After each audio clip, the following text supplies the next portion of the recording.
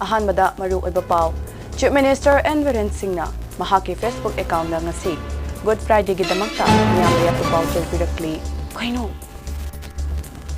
National People's Party ki MLA, BJP de Mars Taurabay Hai.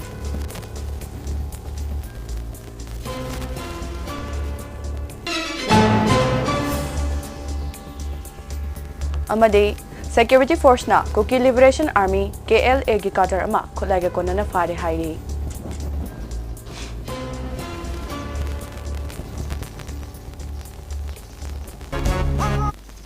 Kurumjari, Mami TV News meeting tabiri basingbo ANJALI TONGBRAM na taram na okchari, pau sandong na pizari.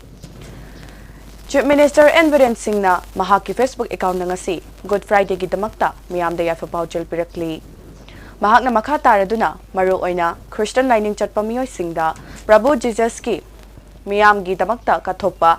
ngamba, miyambo achan miray naidana, chapmana ba meeting da nungsiba ngamba, janbi haiba, Kathopa amadi mahakumna aikhoishu nungsichana na amato ina tangdo leitana leiba oresanu haina paujelakli.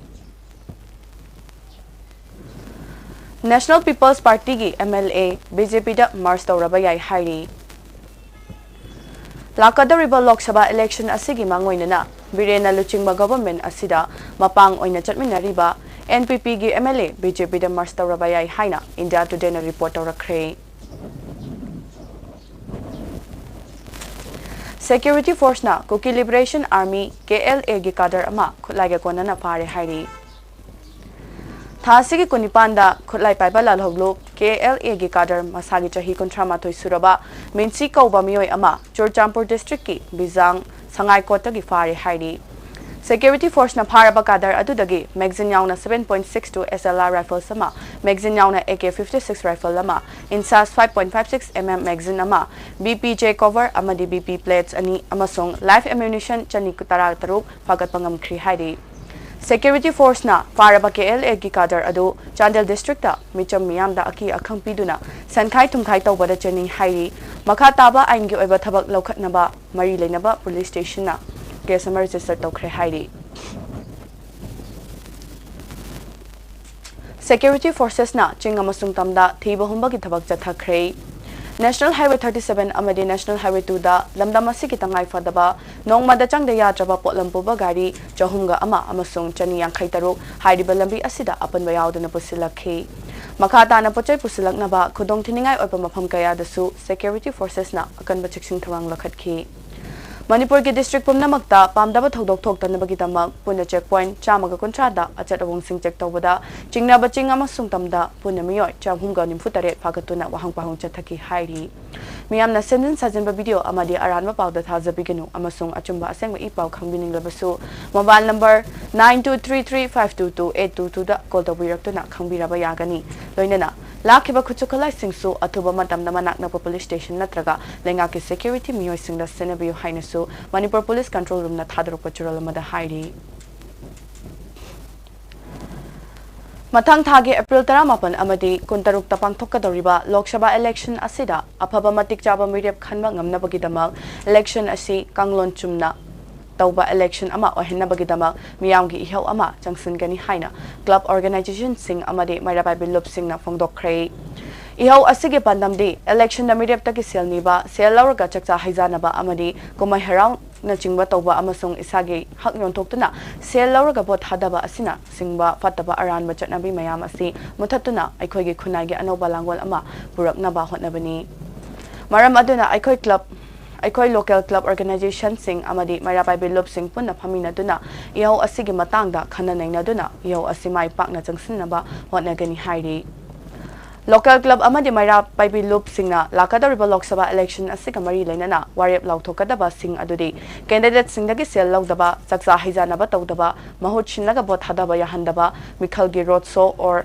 rally da saruk yadaba amadi matik chaba mihut khanba asina chingmani hairi. Hui amadi haudongda thoglakadaba laina singdagi ngakthoknaba pandamda nomagi oiba mass anti-rabies vaccination program amangasi kurai ning thobung lekaida leiba peaceful club gi sanglenda pangthokre. All Manipur United Clubs Organization amuko gi meeting makhada peaceful club kurai ning thobung ngakpigani Khurai Ningthobom Lekaina mapung oiraga Social United Club Organization Imphal East District United Club Organization amadi District Veterinary Office Borampat Imphal East Kapulnaga pangtokhiba anti-rabies vaccination aduda Khurai Ningthobom amadi akoibada leba hui chani rom amadi haudong tara manga rom lemna hida kapthokhi vaccination adu pangthokpagi matangda Peaceful Club ki General Secretary Khel Sharmana hui amadi haudong dagi thoglakpa laina singdagi ngangthoknaba pandamda Club asina anti-rabies ki hidak sing asi lemna kapthokpani haina phongdokhi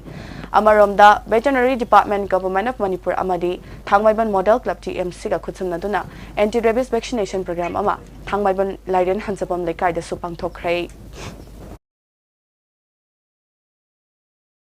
Sida akoi All Manipur United Club Organization amuko hariba club asika amadi Peaceful Club ka khusamnaraga mass anti-rabies vaccination program asi chathajabani akoi hujik akoi hui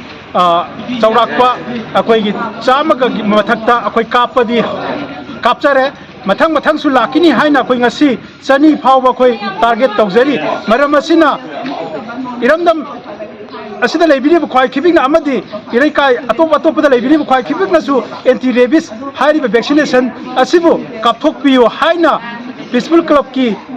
maikai de gisu paujanjari asi koi hujujik yamna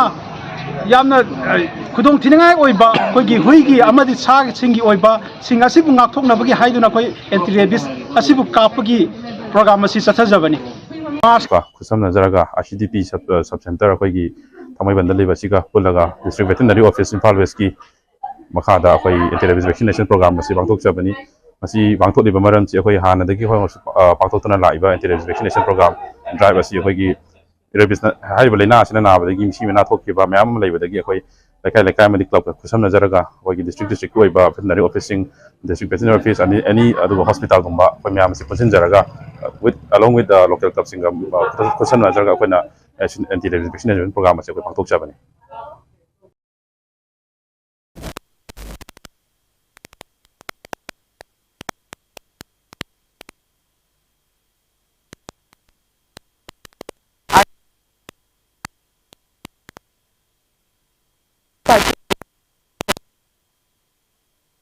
Wariba khoi lebak sina wariba thenariba chething myam te khalu da tasina khoi hanaki Manipur ji kange hadaga awon pro ke haita gadi khoi isagi lejariba Manipur People's Party masidi yaujaraga Manipur awon bok pada am chauna thodang laujage ne khalaga ai MPP da ai changjabani aduga lepke ju myam lok thoksagibani adu laibak thi ba haitare bagi sai khoi gi khoi thambi ba ai ama thambi adi hariba khoi matam khayona bana haitare adi CI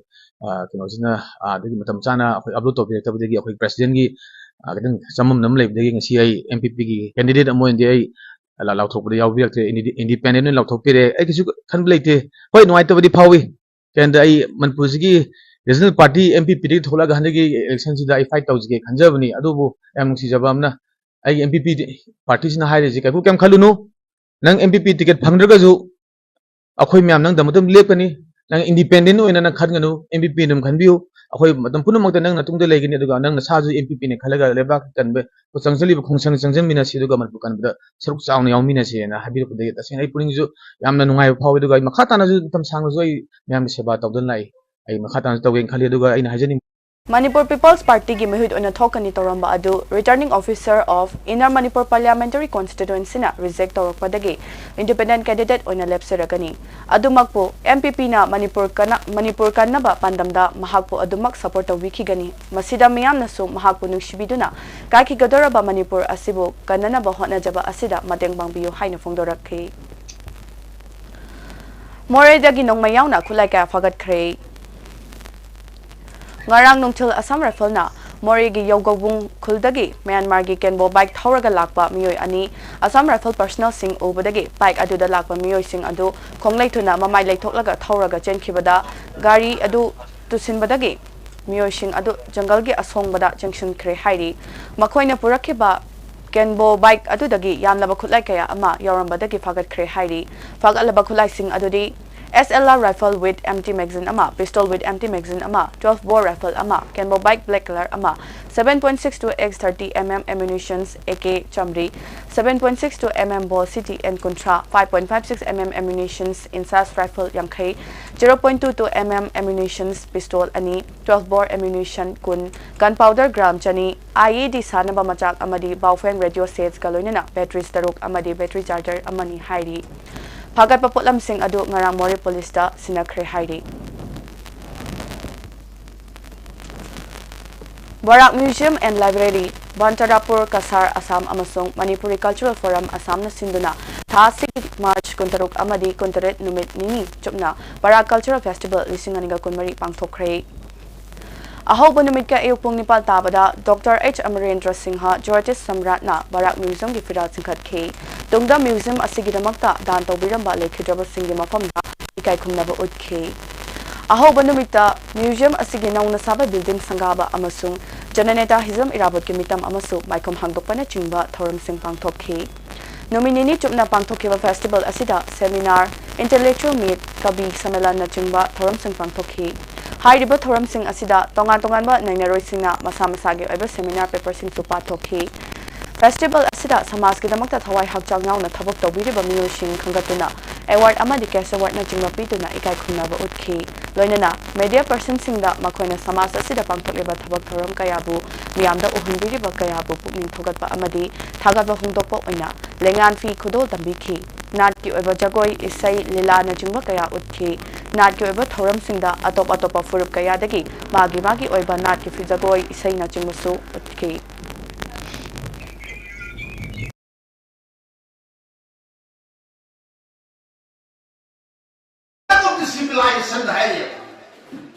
Civilization of the culture.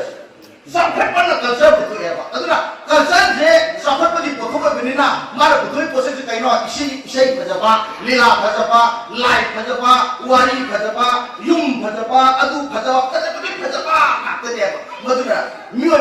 Nungai, not the ever, Muir, because suffered among Aputu never. Nupi, the Nupi, the Mami, what's a culture at all. Nupi yung ito lesabi yung tuloy ni Pakanora, imahan tuloy ni Itay tuloy ni Ibo ko na tuloy ni Ibiyan doon tuloy ni Nasitan sa naging tuloy ko niya.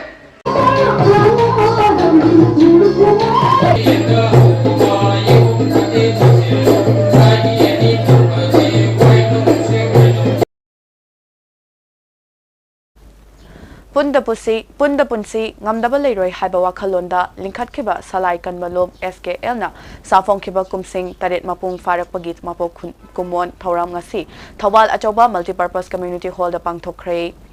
To save Manipur, to save indigenous people, Haiba Pandam Asida Pangtokiba, Mapo Kumon, Gi Tauram Aduda, Salai Kanmalub Ki Chairman, Salaicha Laisom Bam Gopal, Vice Chairman Singh, Salaicha Angom, Malem Konba amasong Salaicha Ningombam Indralana Atoyba Mitung Lensing oina saruk yaki.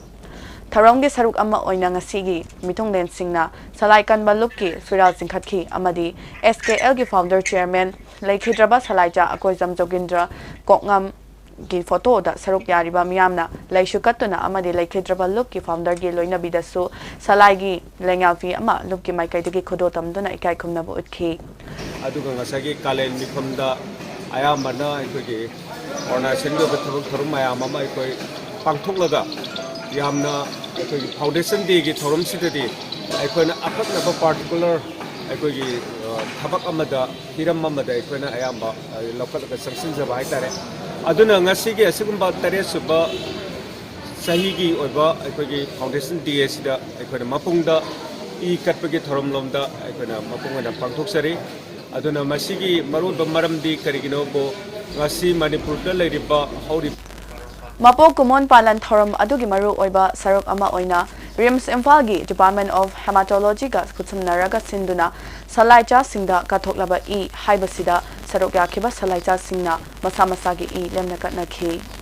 ngasigi thorum adu pangthokpagi matangda Salai Kanmalupki Chairman Salaicha Laisonbam Gopal na phongdokkibada Salai Kanmalup na chahi khudingi lub asigi Mapo Kumon numita akanaba hiram amamamda pandam thamduna palan thoram ase pangthoktuna lakli kumchi sahi gisu tarerak suba mapok kumon numit asida aikoina wahaina paisana le hairuragasu hek phangbada waba khodong chadaba kaya mayoknariba ama oiriba I katpa asina hena maru oire haibasida pandam thamduna I katpagi thoram ase sinjabani masina iramdam asigi salaicha athoba kayana awa ana tarakpa igi mathau tarakpa matamda kham thengna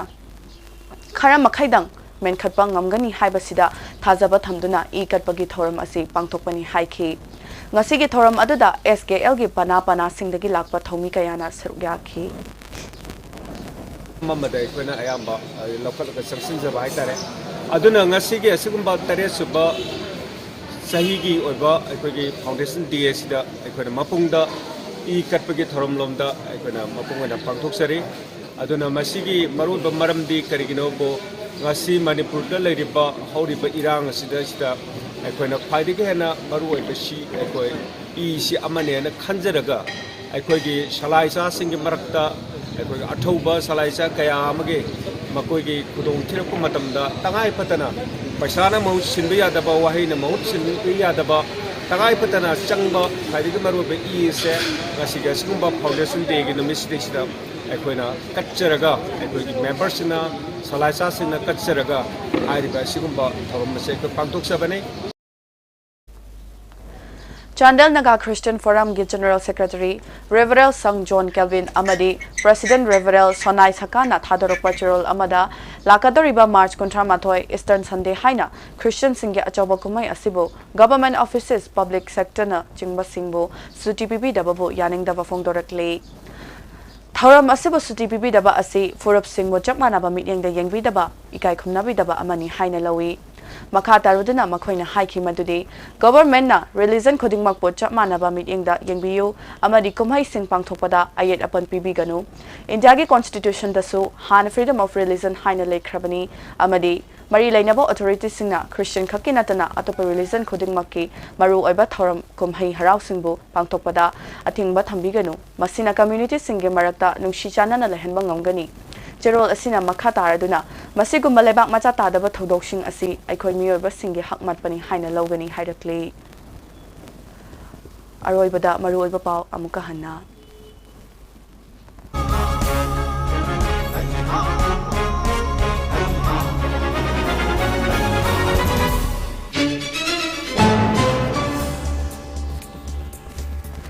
Chief Minister Environ Singh na mahagi Facebook account da ngasi Good Friday gi damakta miyamda yafe paujel pirakli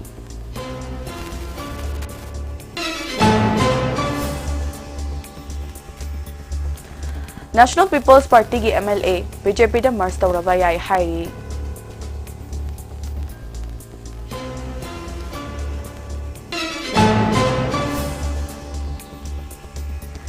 Amade Security Force na Kuki Liberation Army KLA gi cadre ama khutlai ge kona na fare hairi